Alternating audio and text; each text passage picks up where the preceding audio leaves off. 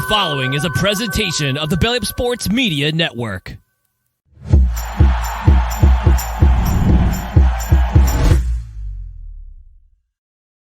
And welcome in, everybody, to another episode of Tier Tuesdays here on the High-Low Sports Podcast. It is DJ, and joined as always by my co-host Kelsey. Kelsey, we are 10 weeks into the season. A lot of teams starting to take shape now as well, and you know what? It's going to make some very fun Tier Tuesdays as a lot of teams start to you'd think they start to separate, but we're starting to get a little more congested, actually, of all things, especially in the middle. Yeah, I mean, you said it. The middle of the rankings in the middle between what would be draft pick 5 and what would be draft pick 25 feels like it's literally a game apart at all times. I mean, there's only one division that has all winning records, and probably not the division most people expected. You had a team that most people expect to be a playoff favorite set a record for turnovers in a season so far through 10 weeks, and that's an impressive feat by its own self. And you have a rookie possibly leading MVP standings in some books. So yeah, it's a wild year so far. Absolutely. That might be a little prelude to what we talk about on the podcast episode as well, too, but stay tuned for that as well. We got plenty to go with there, but this is Tier Tuesday, so we're going to get right into it. Taking a look at the list, I'm going to go from the top to the bottom. We're going to make this quick. Eagles and the Chiefs, best record is in the NFL. Not a whole lot needs to be said there. Legit contenders. These are teams that I think could upset one of those two. Dolphins, even though they only beat up bullies, they're still right there. Can't really change much off of bye week. The Lions, fantastic. Their offense is just absolutely ridiculous for the first time they've all been healthy and cooking. The Ravens, I know they're coming off a weird choking loss, but they've still destroyed just about everybody else. 49ers, a 3-game losing streak, but it looks like after that bye week, they might be coming back. As long as the Avengers are all healthy, they look like a very dangerous team. Dangerous teams. These are also ones that are right there. Cleveland, best defense in the game. Deshaun had a really good half. We'll see if that is sustainable. The Seahawks, they are very up and down, very inconsistent, but they do find ways to win. They just find ways to get it done. And that's even without – we saw DK Metcalf finally start to get going a little bit too, so we'll keep an eye there. Your Dallas Cowboys, the ultimate tomato can crushers, but the way that they crush them better than anybody else, we'll see. They do have a lot of really good games coming. We're going to really see that second match with the Eagles. They got the Bills. They got some other really big games coming up, but they're still absolutely fantastic. A top 5 defense as well. And your boy Dax put himself in that MVP conversation as well, too. The Pittsburgh Steelers, I don't get it. They've been outgained in all 9 games, yet they're 6-3. I don't get it, but they're here. I just can't. I don't know what to do anymore. Moving on. Josh Dobbs and the Minnesota Vikings, from the cellar to almost playoff dweller in the blink of an eye, and Justin Jefferson is coming back. Once again, Kevin O'Connell, really, really good head coach, really proven his well. AFC South, all 3 of these teams are in the playoff hunt. They are 6-4, 6-3, 5-5, and 5-5, or 6-4, I believe. They're all right there, and the Colts have beat the Texans. The Texans have beat the Jaguars have beat the Colts. Round and round we go, merry-go-round. Who the heck knows? This is a weirdly fun division. Who would have thought? It was supposed to be the Jaguars and a bunch of nerds, and suddenly it's very, very competitive right there with the AFC North. WTF happened? The Bills, the Bengals, supposed to be playoff team, supposed to be Super Bowl. They're supposed to be in those top 2 categories. They might not even make the playoffs. Right now, they're not even in the playoffs. And it gets brutal from here on out. I don't know what's going on here. Still alive, but I don't know how. Denver, suddenly 3-game winning streak, right outside the wild card change. I'm just going to say the NFC South basically here with the Saints, Bucks, and Falcons. I'm not even going to go in. The Chargers, they have the fewest turnovers in the NFL and are like second or third fewest in penalty yards, but somehow they're 4-5. Like, that doesn't seem sustainable. But we'll see. Like, you can't lose that many games with that many good things going your way. And whatever. They confuse me. The Jets, they are still in it. It's because the Bills continue to plummet and the Dolphins have not separated. And the Patriots are the Patriots. We'll get to them. The Raiders under Antonio Pierce and Aiden O'Connell, suddenly pretty viable. Josh Jacobs leads the NFL in touches the last few weeks too. So, I'm not saying. I'm just saying they're 5-5. They're out of the Caleb Williams sweepstake at this point and the Drake May sweepstakes. Not great. The Commanders, incredible offense. Bad offensive line, very, very inconsistent defense. Green Bay, a mess. Honestly, the Jordan Love experiment's not looking good right now. And then the Rams, we'll see. Matthew Stafford's getting healthy. Maybe they can get clicking again, but we'll see. Bad, the Bears, Justin Fields, teabag at quarterback, we'll see. It doesn't really matter, honestly. They've crushed a couple of cans, but it's not great. Arizona, Kyler Murray is back, so they are above the the final category right now, because Kyler Murray in his first action back looked pretty good. You never know. Maybe all that time off to play Call of Duty, he's gotten refreshed. We'll see. Panthers, worst record in the league. Tennessee, yeah, right now you're just letting Will Levis play at this point. There's nothing else to play for. Getting pwned for Penix. These two teams need him badly.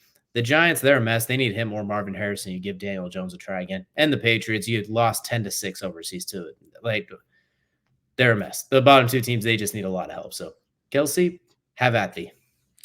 Yeah, so okay. So there's a lot to this list that I don't need to touch. I don't really need to touch the elites. I don't need to touch the legit contenders. Dangerous. I'm going to start here, and I think we all know where I'm going here, and that's the Pittsburgh Steelers. The Pittsburgh Steelers are 5th lowest in scoring. You know the only teams that are lower than them in scoring this year? The ones Can you take a guess at like 2 of them? Probably ones down in this vicinity over here. Yeah, pretty much. Yeah, the Giants, the Panthers, the Jets, and Patriots. All lower scoring teams than the Steelers, and the last one being the Titans. So literally just covered the bottom 2 categories with these guys. I don't get it. I don't understand how they're playing so well despite everything. Looks like they're going to have another winning season for Mike Tomlin. I don't get it. But you know what? They're here. And we're just going to have to accept it for what it is. It doesn't have to be pretty. They don't ask how pretty. They just ask how many. And that's at the end of the day, all that you need to do. And especially in that AFC North, which is absolutely insane. You just got to stay alive. And really, that's what they're doing. I mean, they are building that defense is so good that they're building themselves to be able to just survive each attack that comes at them every week. And that's, I mean, at the end of the day, I guess all you can ask for. The Minnesota Vikings on the flip side of things, if talk about surviving, I don't know what they're doing. I don't know what they're feeding these kids. I don't know what that pregame Magic Mike juice is that he's drinking, Josh Dobbs. But you know what? MJ secret stuff to look out. We got the JD secret stuff, whatever Josh Dobbs' secret stuff is, because it is at this point in time, this is not a fluke. He didn't just do this once. He's done this twice now. I don't just mean 2 games for the Vikings. I mean, he did this when he went to the Cardinals, surprised some teams. Did this to now he's at the Vikings for 2 games in a row, including last game where he had not taken a single snap and still led a team to victory. And then this week, it's just, what? Doesn't make sense. So yeah, they're just getting healthier. I'm shocked. Your NFC Super Bowl pick might still come alive, but not the way you thought. Yeah, there will be no Kirk Cousins in this one. This will be a Josh Dobbers. Dobbers? Yeah, we'll go with that. Josh Dobbers. I don't know. I'm just going to make something up at this point in time. He's been out of this form. Yeah, AFC South.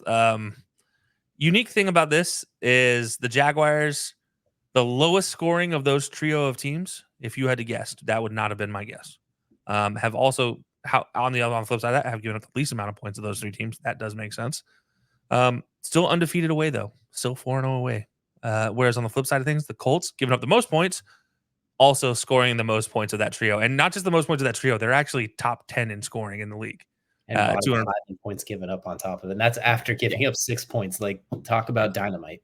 If there wasn't a couple teams up there in the 260s, 270s, 280s, they'd be a lot higher. But realistically, they're probably about 7 or 8, I believe.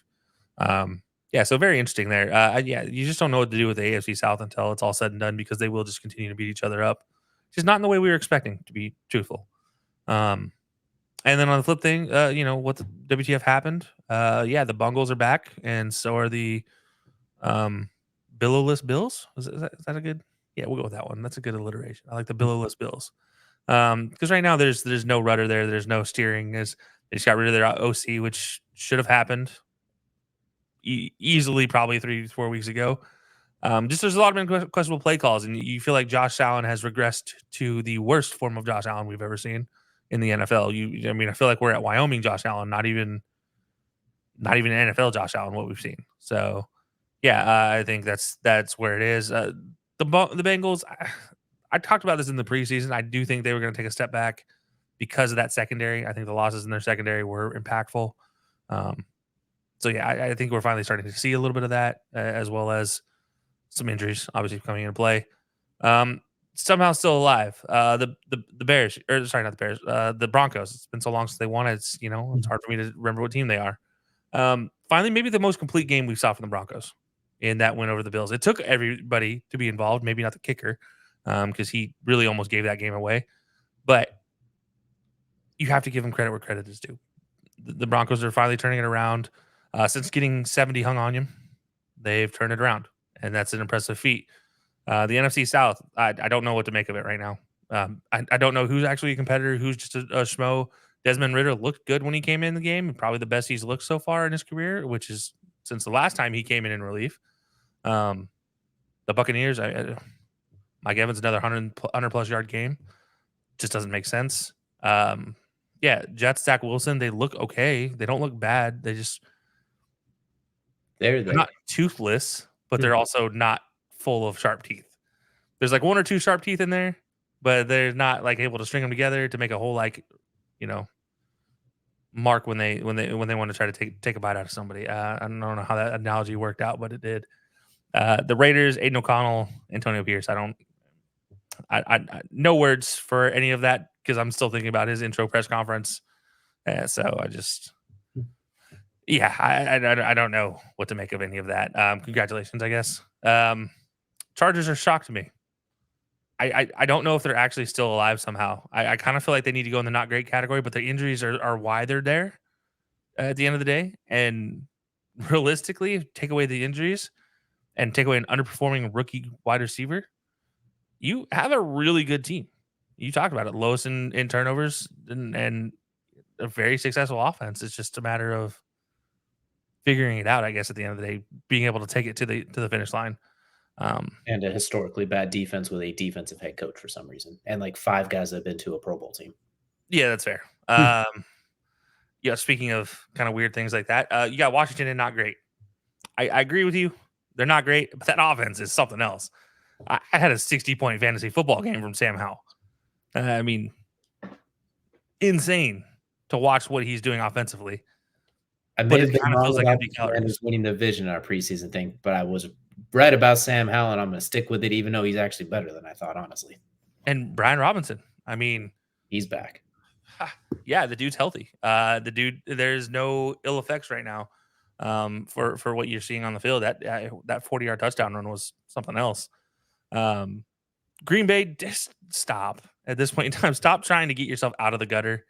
Honestly, they should be bad, but they keep winning games. They just should be trying to throw away and get better picks. But you know what?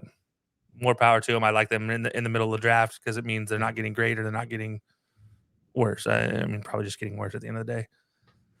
LA, after all the good things we said about them earlier in the season, with no Cooper Kupp, with Cooper Kupp back, it seems like this team has completely regressed.